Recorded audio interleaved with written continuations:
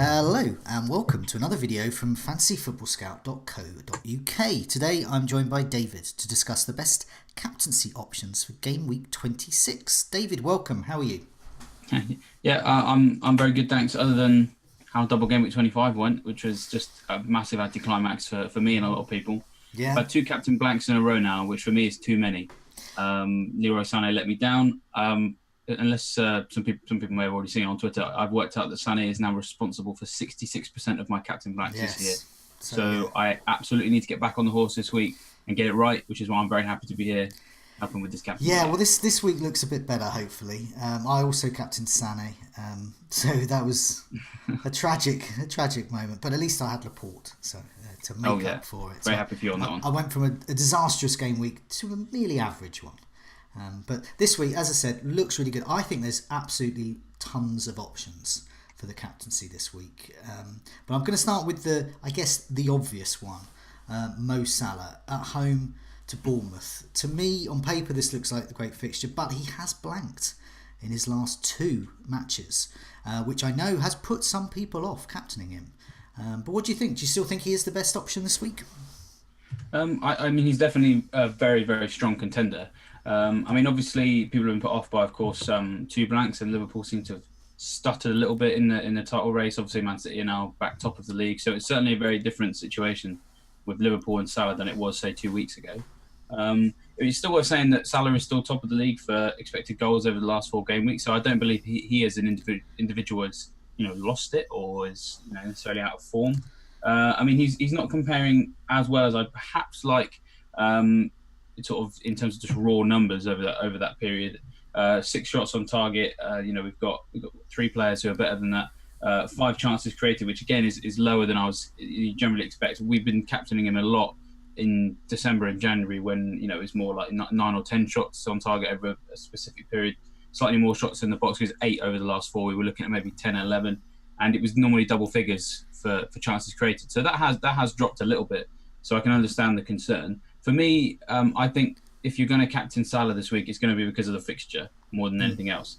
I think Bournemouth at home is, for Liverpool, is just the perfect opportunity for them to get back to winning ways, get 3 points on the board in their title race, because Bournemouth away from home over the last couple of months have been rubbish. Over their last 7 away games, they conceded 20 goals, scored 3.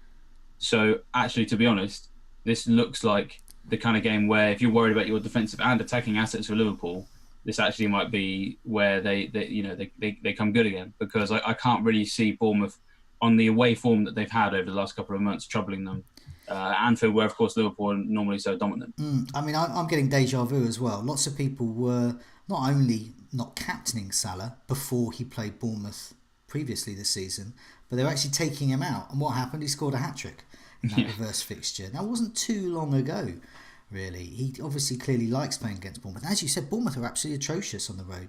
Yeah, it was 20 goals they've conceded in the last 7 away games. Actually 18 in the last 6 away games. So even more immediate, their problems there on the road. And yes, Salah blanked in his last 2, but he's had 6 double-digit FPL scores in his previous 8 matches. And wow, that's fairly recent. It's just the last couple of games. And yeah, his underlying steps have dropped off a bit, but he's still having a go. And I think Bournemouth are there for the take. I just want to mention a couple of other players, though. Now, Firmino is a much maligned player, and he blanked in his last home match against Leicester. But in his previous 2 Anfield matches, he scored 4 goals and earned 5 bonus returns. So he could be an outside bet there. I know I'm not going to convince many people there. I have Firmino. I'm keeping him because I think he's going to do well. But and the Rate My Team computer of Fantasy Football Scout actually says that Firmino is going to be the top scoring forward this game week. So can't argue with a computer.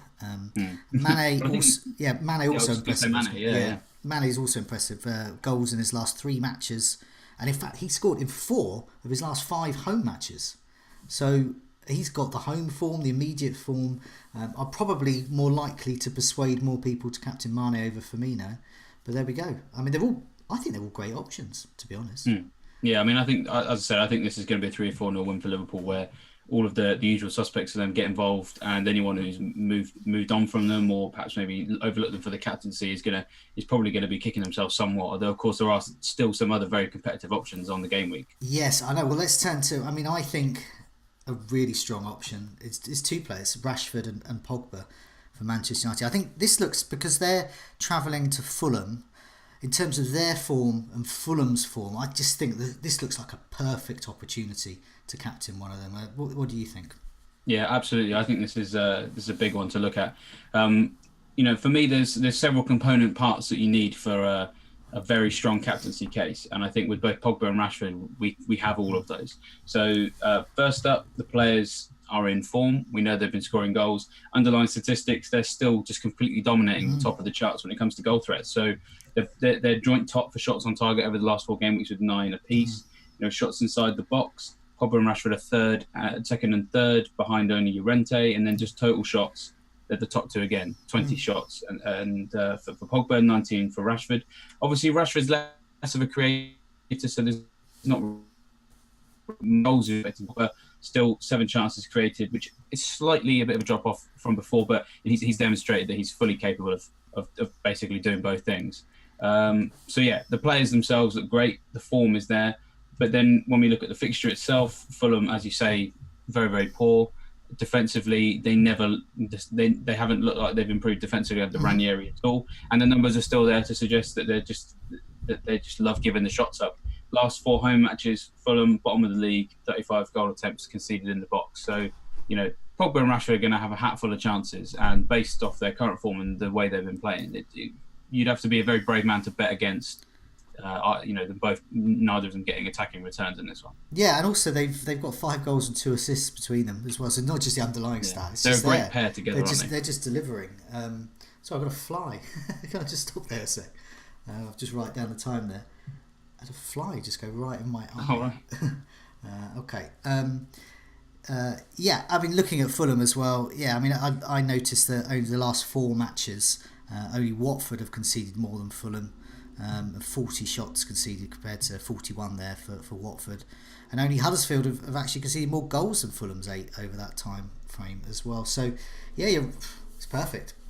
Pogba's my vice captain at the moment. I still think Salah, because Bournemouth are so atrocious on the road, I'm minded to go Salah, but it's quite tough actually. I mean, I haven't ruled out switching to Pogba.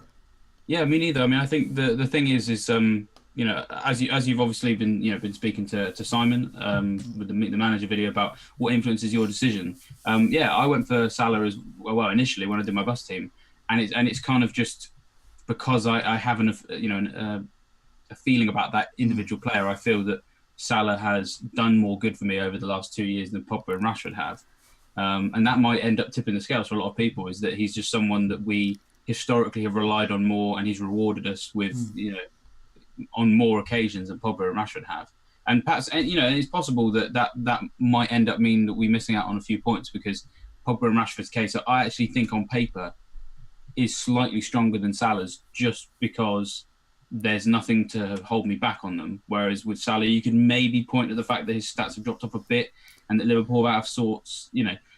It's not a very big caveat, but it's certainly slightly more of a caveat than with the United lads. So it's going to be a really tough call for a lot of people, for me as well, and as obviously you just mentioned, tough one for you as well. Yeah, now a player I'm looking to get in is Son from Spurs, and I actually think I won't be captaining him, but I wouldn't argue against captaining him. I think he has a great fixture against Leicester, although Leicester do seem to be doing quite well against bigger teams recently, except for Spurs, because of course Son scored against them in the reverse fixture. In fact, he earned 14 points that time. So I don't know whether that bias as well of the history is influencing me there. But Leicester have conceded 8 goals over the last 4, which is the same as Fulham. So they're on a par there. So if we're having a pop at Fulham's defence, then we ought to be having a pop at Leicester's as well. But what do you think about Son, for those who perhaps might be getting him in, like me? Actually worth the armband as well? I mean, it's worth considering because of the form that he's in. It's just utterly ridiculous how reliable he's been over a very, very long period. So since game week 13, in games that if you factor in games he's played and you take out the one he missed because of the Asia Cup, he's like averaging something like 8 or 9 points per game. And that's the level of reliability that, over a long period of time that we last season looked at Salah and went, oh, that's exactly what you need to have a captain candidate every week. So completely understand why he's part of the conversation. Leicester, I never really know what to expect with Leicester. They're a real enigma this year. I don't really know what their fans want from them, and I don't really think their fans know what they want from their team. It's a weird one. So their fans are never quite on the same page as the team. Puel's kind of, is he having an argument with Vardy? Is Vardy, insulting Puel on the pitch or whatever? It's a weird one. So, but every now and then they come up with a decent result. So obviously, they got 6 points out of Chelsea and City over Christmas. They got thrashed, not thrashed, but they conceded heavily to Wolves. So we're thinking, oh yeah, Liverpool, completely blow them away at Anfield. It was a 1-1 draw. I think for me, Leicester's just too much of an unpredictable side for me to captain someone playing against them right now. Yeah, I think when we've just mentioned the Manchester United players and also with Salah and the United guys, he's probably going to miss out, but he'd be my third choice, I would say. Now, a player, some people have got it. Yeah, I mean, I'm almost definitely going to sign him, so I think he's good, but captain material, perhaps not. I'll put a picture up of Aubameyang because he looks on paper another good option away to Huddersfield. I know a lot of people with Aguero, who perhaps got Aguero in for Aubameyang, are hokey-cokeying Aubameyang back in this week. But what do we think of his chances of getting a haul against Huddersfield? I mean, a lot of people are thinking about it. He does seem the obvious switch. I'm not. I don't know. I don't trust it. I don't trust Aubameyang. I haven't really trusted him a lot this year. The 1 week where he looked like the bang-on captain candidate, and I came out and said it in the conclusion of the Captain Sensible article. It was West Ham, and it was just Arsenal were rubbish, and so was he. So that always kind of influences what I'm going to say about him. But for me, it's all about where the game is going to get played. And if this game was at the Emirates, then absolutely I'd be saying go ahead. But bearing in mind it's away at Huddersfield, it just makes me think twice. So in his last 6 away matches, Aubameyang scored just once, compared to 6 goals in his last 6 home games. So there is an obvious difference between where he's playing. His accuracy over the last 4 game weeks is it's still not great. So he doesn't even feature in the top. When we screenshot the Captain Sensible table that I have for shots on target for the last couple of weeks, he's not even in the top 20, to the point that people assume he's missing from the table. No, not good enough. So it's 3 shots on target last 4 game weeks. From 9 shots, I mean, that's theoretically it's 30% accuracy, which is probably higher than some of the people with more shots on target have had more shots. I will admit that. But him as a player, I don't trust him away from home. Why people are considering, of course, is that it's Huddersfield, who at home have conceded more big chances than anyone else in the last 4 home matches, 16 big chances, and third bottom for goals conceded in the box in home matches as well. So it's form over fixture for a lot. When people try and make decisions. But Aubameyang, it's a fixture call for me rather than a form one. See, I share your concerns about Aubameyang away from home, and also, but I actually don't know if Huddersfield are truly that awful. I mean, I think they'll lose, but I don't think there may be a hammering. So they're actually, over the last 4 game weeks, that's home and away, but the last 4 matches, they're actually the 8th best in terms of conceding shots. So they're in the top half, really.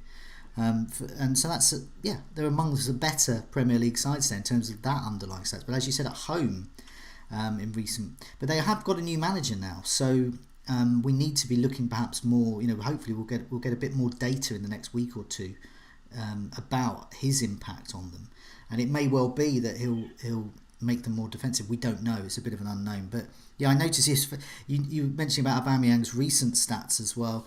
The last 4 game weeks. In fact, there's 19 players that have had more shots than Aubameyang. And that includes the likes of Mounier, Lucadia at Brighton, and Jordan Ayew, the much maligned Palace third choice striker now. So I think, you're right. The only other thing just to mention on him, this is kind of coming hot off the press, just based on where we're recording this video, from the team news that's come out. Aubameyang basically has been ill, been sick midweek. Emery has said he thinks he'll be good for Saturday. which means he probably will. We don't like the But word obviously, think so, do we? no, it's just one of those things where it's just, if you're going to consider signing him or captaining him, he has been ill in the week and presumably missed some training, and I've felt a bit under the weather the last few days, and I wouldn't want to play Huddersfield a few days after being ill. Put it that No. way. But I mean, obviously, you're not a really experienced athlete No, of course, at the top level that's of not. your sport. But yeah, it's just something to think about though. Yeah. That he has been ill this week. So Yeah, no. So the player that some people are thinking of ditching to get Aubameyang in, if we haven't put them all off, is Aguero. Obviously, one of the stars of the double game week. Absolutely fantastic in the first game. There, he's got another home game as well. So the pattern is continuing for Aguero. At home, he does well. Away, less so. He's got a game against Chelsea, potentially quite tricky. Is Aguero worth keeping? But also, is he an outside shot for the captaincy? yeah, I think so. If I had Aguero right now, and I'm looking at Aubameyang, for game week 27, I would be tempted to keep Aguero for one more week, because I do just think Aguero at home against anyone, for me, is so much more reliable than Aubameyang away from home, regardless of who the opponent is. That's just the way I see it. There's plenty of data to support that as well. I mean, Aguero completely outperforming Aubameyang for underlying statistics in the last 4 game weeks. 12 shots on goal, 10 in the box, 6 on target. That's double as many shots on target, and he's playing in a team that's more reliable in at home than Arsenal are away. So yeah, I think so. I think that's a strong. Yeah, if I had strong Aguero, case. I'd keep him. Yeah. And he'd be going nowhere. He looks like Aubameyang he's a would- start. Yeah, Aguero Because he is had his minutes in with a rested. shout of the captaincy, I think. Because I think he'll get points. I just don't know whether he'll get lots of points. Chelsea, over the last 6 away games, have conceded 10 and only kept 1 clean sheet. So there's goals for City there, I think. And he's often the man to score them at home. And especially, I think, as well with title rivals Liverpool, let's say, are very likely to beat Bournemouth, we think. So that's going to put the pressure on City there as they try and retain that top spot there in the Premier League. So they're going to want to go. They're going to want to go for this, and they're going to have their best players. It's going to be Aguero there. I think anyone captaining Aguero, I think you're going to get points. I don't know how many points, but I think you're going to get points there. But what about just looking at the rest of the fixtures before we go? Any other kind of outside bets for the captaincy? I thought Jimenez at Wolves at home to Newcastle looks quite good, especially with Jimenez's recent form. But I don't know if he or anyone else was worth mentioning. Yeah, I think if you're looking for like a wild differential, then Wolves is probably the best bet. Newcastle, particularly poor defending set pieces, for example. Wolves seem to have kind of found their set piece mojo now. They were quite poor at it at the start of the season, or rather, they didn't create too many chances from them. But Moutinho in the last couple of game weeks has been crazy. He had one assist in the first 18, 19, 20 game weeks, something like that. But in the last 6, he's had 6. And a lot of that's been for Jimenez, to be fair. So Jimenez still looks good, but a whole number of options all across the park. And Doherty, I think, again, is worth looking at, because I'm looking at this game against Newcastle and thinking a double figure haul for Doherty is not out of the question at all. I mean, he nearly scored a hat trick against Shrewsbury in the FA Cup. Wolves very much their big threat is in wide areas with the fullbacks, him and Johnny. They just look fantastic, and yeah. So I mean, if you're going to, the most captainable defender this week is definitely Doherty, in my opinion. Yeah, I think so too. I think we have to cater for all tastes. The obvious captaincy is Salah. Yeah. There are other options with Pogba, Aubameyang, Aguero, but also we have to cater for the real mavericks who are out there who are thinking, I'm going to captain a Wolves defender, and that's not as ludicrous as that sounds. Given Newcastle won't. I'd be very surprised if they scored away at Wolves. I would. Yeah. I think so too. But for now, thanks so much for that, David, and good luck for the game week. Cheers, and to you as well.